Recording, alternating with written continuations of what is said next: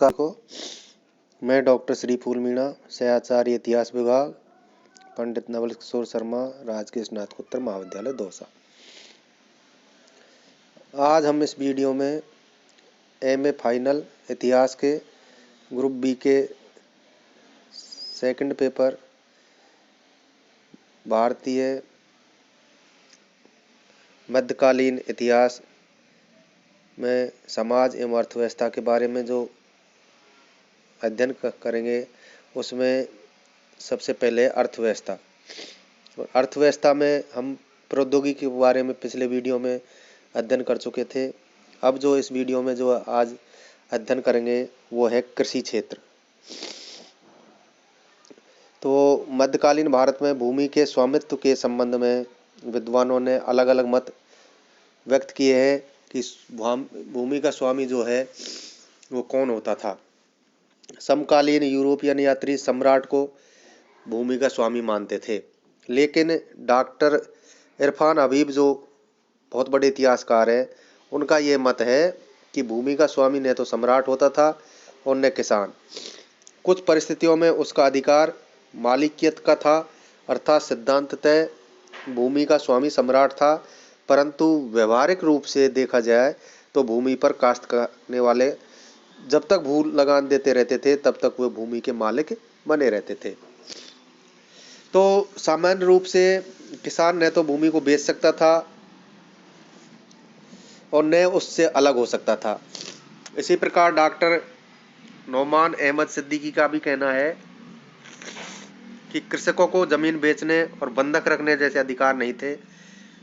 फिर भी कृषकों का एक वर्ग, जिसे मोरसी कहा जाता था, इस प्रकार के अधिकारों का दावा करता था जिन्हें दखलदारी का अधिकारी कहा जा सकता है। सामान्यतः उन्हें बेदखली का अधिकार नहीं कहा जा सकता और उनके वंशजों का उनके खेतों पर उत्तराधिकार होता था। साथ ही ऐसे किसान भी थे जो जमींदारों की अनुमति से खेती जोतते थे और उन्हें जमींदार इच्छानुसार कभी भी बेदखल कर सकते थे। वस्तुतः कृषकों का वर्गीकरण कई स्तरों एवं श्रेणियों में उस समय हो सकता था। किसान यदि अपनी भूमि को छोड़कर अन्यत्र चला जाता तो सरकारी कर्मचारी को आदेश थे कि उन्हें समझा बुझाकर वापस ले आए। औरंगजेब के काल में बहुत से किसान ताल कोंकण से भागकर जमींदार के पास चले गए। उनको जबरदस्ती वापस लाकर 600 गांवों में बसाया गया था। मुगल काल में भूमि को मोटे तौर पर दो श्रेणियों में विभाजित किया जा सकता है। एक श्रेणी होती थी खालसा भूमि और दूसरी गैर खालसा, जिसको जागीर सारण आदि कहते थे। अकबर के शासनकाल में जागीरदार अर्ध स्वतंत्र शासक होते थे। सम्राट का उनके आंतरिक शासन में अधिकार नहीं था और वह उसमें हस्तक्षेप भी नहीं करता था। खालसा भूमि सीधी सम्राट के नियंत्रण में थी। मालगुजारी निश्चित करने के लिए भूमि को पोलज, परती, चाचर व बंजर में 4 भागों में बांटा गया था।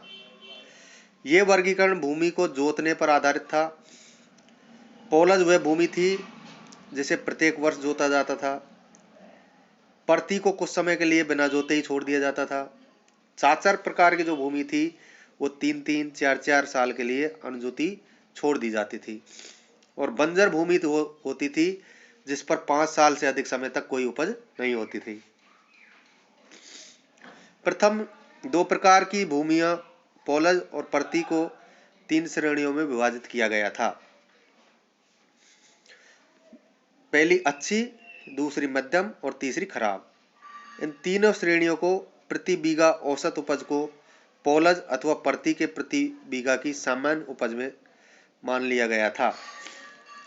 इन दोनों श्रेणियों की भूमि में विशेष अंतर नहीं था, क्योंकि जिस वर्ष भी परती भूमि पर खेती की जाती थी उसकी उपज पोलज के समान ही हुआ करती थी।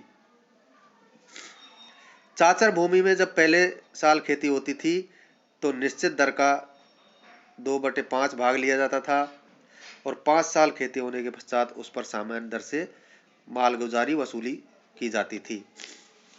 इसी प्रकार बंजर भूमि पर भी 5 साल के बाद पूरी दर से मालगुजारी वसूली की जाती थी। भारत प्रारंभ से ही कृषि प्रधान देश रहा है। खेती प्राचीन ढंग से ही की जाती थी। हल, कसी, खुरपी, पटेला, हाशिया, बैलों की जोड़ी अन्नोपार्जन करने के काम में लिए जाते थे। सिंचाई के लिए नहरें बहुत ही कम थी। खेती जो है वो वर्षा पर ही ज्यादातर निर्भर रहती थी। अतः भगवान इंद्रदेव की कृपा के सभी अभिलाषी रहते थे। वर्षा के अभाव में प्रजा संतप्त हो जाती थी, अन्यथा जीवन बड़ा सरल, परिवर्तनशील तथा उन्नतशील था। किंतु ग्राम समुदाय अपने में पूर्ण थे। ग्रामवासियों की आवश्यकताएं गांव में ही पूर्ण हो जाती थी।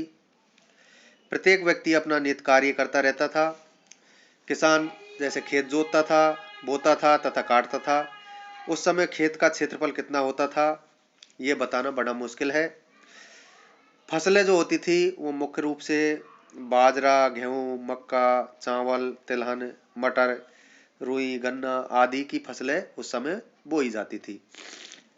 जो फल होते थे उस समय वो आमतौर पर आम, अंगूर, अनार, खरबूजा, केले, अंजीर, नींव, खिरनी, जामुन आदि फल बहुत मात्रा में उत्पादन किया जाता था। और कुछ औषधिक जड़ी बूटियां जो है और मसाले और सुगंधित काष्ठ ये भी काफी मात्रा में पैदा किए जाते थे। और भारत के बाहर उनका विक्रय होता था, अर्थात भारत से बाहर निर्यात इनका खूब मात्रा में मसालों का किया जाता था।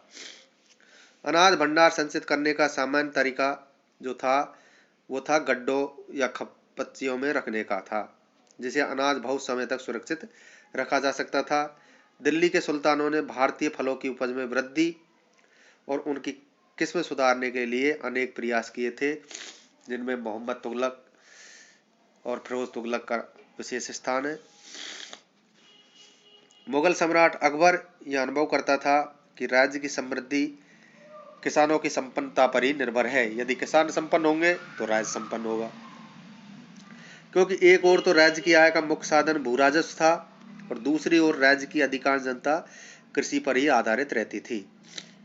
इसलिए उसने किसानों को हर संभव प्रोत्साहन देने की नीति अपनाई। किसानों को अच्छी फसलें जैसे गन्ना, नील, अफीम, मसाले आदि उपजाने के लिए सम्राट अकबर ने प्रोत्साहित किया था। राज्य तकाबी के रूप में किसानों को ऋण देता था और सिंचाई की सुविधाएं प्रदान करने का भी प्रयत्न करता था। अनावृष्टि, अतिवृष्टि अथवा दुर्भिक्ष या अन्य किसी प्रकार का दैवीय प्रकोप होने पर, फसल नष्ट होने पर राज्य की ओर से उस क्षेत्र के लोगों का भूमि कर माफ कर दिया जाता था और किसानों को आवश्यक सहायता भी दी जाती थी। इसके साथ ही फसलों को हुई क्षति का विवरण भी रखा जाता था। जब अधिक वर्षा या बाढ़ के कारण भूमि बिना जोती रह जाती थी तब किसानों को भीषण कष्ट होता था। ऐसी स्थिति में या ऐसे कष्ट के समय भी राज्य किसानों की मदद करता था। सरकारी कर्मचारियों का आदेश था कि वो किसान से कोई अतिरिक्त कर नहीं वसूलें तथा उनके साथ उदारता एवं सहृदयता का व्यवहार करें। यदि सैनिक अभियानों के समय किसानों की फसलों को किसी प्रकार की क्षति उठानी पड़ती थी तो राज्य उस क्षति को पूर्ति करता था। कुछ मामलों में अकबर ने अपने अभियानों के समय खड़ी फसल को क्षति से बचाने के लिए सशस्त्र सैनिकों की नियुक्ति ही नहीं की, वरना सेना के कारण हुई क्षति का नगद भुगतान भी किया। इस प्रकार फसलों को प्रोत्साहित करने के लिए सम्राट अकबर ने महत्वपूर्ण कार्य किए थे।